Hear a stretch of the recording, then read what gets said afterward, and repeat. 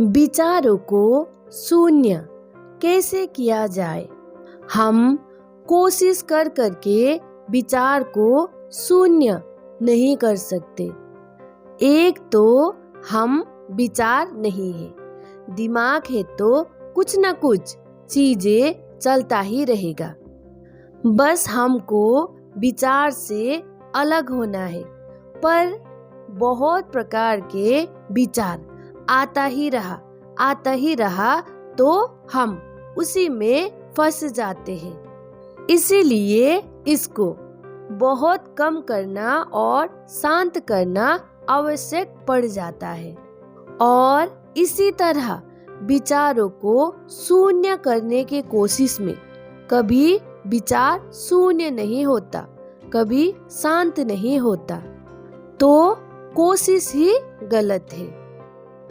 विचार कुछ न कुछ चीज को पकड़ता है, फिर उससे आगे बढ़ता ही जाता है। और ऐसी बहुत सारी चीजें हैं हमारे जीवन में जिसको हम एक बार अपने विचार में लाए तो उसको हम आगे कितना भी बढ़ा सकते हैं। इसलिए हमको पहले चीजों को समझना है।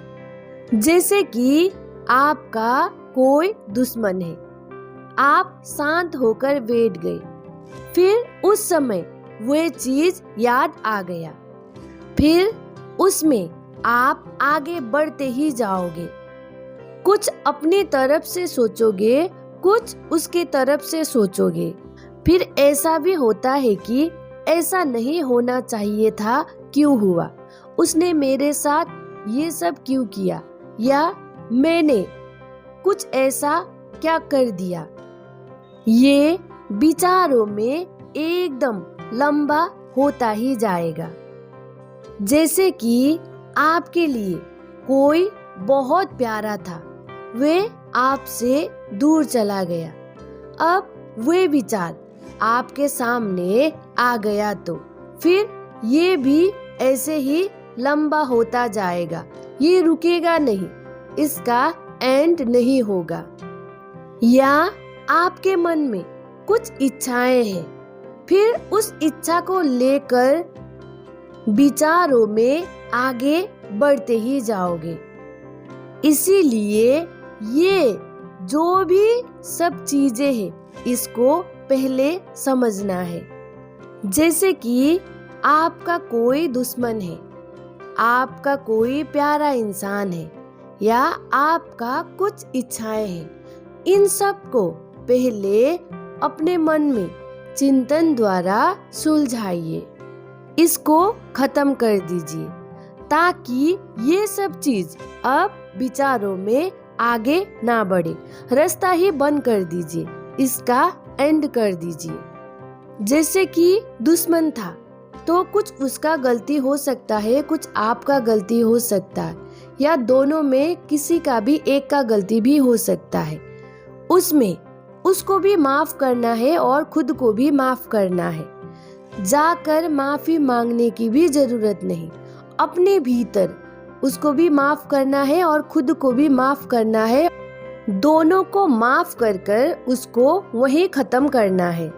जो प्यारा इंसान है वे अभी आपके साथ नहीं है, कहीं दूर है, तो उसको भी उसके हाल पर छोड़ना है और खुद को भी खुद की हाल पर छोड़ना है।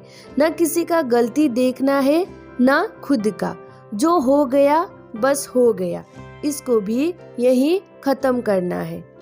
उसको भी बुरा नहीं कहना है, खुद को भी बुरा नहीं कहना है। दोनों का कमी कमजोरियों को देखते हुए इसको भी अपने भीतर सुलझा लेना है। इसको भी अब आगे बढ़ने का चांस नहीं देना है, विचारों में इसको खत्म कर देना है। अब आपके भीतर कुछ इच्छाएं हैं, उस इच्छाएं के लिए आप क्या करते हैं, और लोग भी अपनी इच्छा पूरी करने के लिए क्या करता है। जैसे आप कुछ इच्छाओं का गुलाम बन चुके हैं, वैसे ही और लोग भी उनका कुछ इच्छाओं का गुलाम बन चुका है। और ये इच्छा है क्या, इसको हम खत्म कर सकते हैं या नहीं, इसकी जड़ तक जाकर देखिए। इस इच्छा के कारण हम अपना और अपना साथ साथ दूसरों का क्या हाल करते हैं, ये भी देखना है। दूसरे का भी इच्छा है और हमारी भी इच्छा है। न दूसरे का इच्छा हमसे पूरा होता है, न हम दूसरे का इच्छा पूरा करते हैं, न हमारी इच्छा दूसरे पूरा करता है। सब अपनी अपनी इच्छाओं के अनुसार चल रहा होता है। इसको भी हमें समझना पड़ता है। अब कुछ धारणाएं बच जाता है। पूजा पाठ, देवी देवता और बहुत सारे गुरुओं का कुछ बातें, वे सब चीज आपने जाना नहीं है। आपके पास प्रत्यक्ष प्रमाण नहीं है, तो उसको न स्वीकार करना है न अस्वीकार करना है, बस उसको भी छोड़ देना है। और दिन भर में आप जो सब काम करते हो, जो सब सुनते हो, जो सब देखते हो, जिसके साथ मिलते हो, वे सब भी विचार में आता है।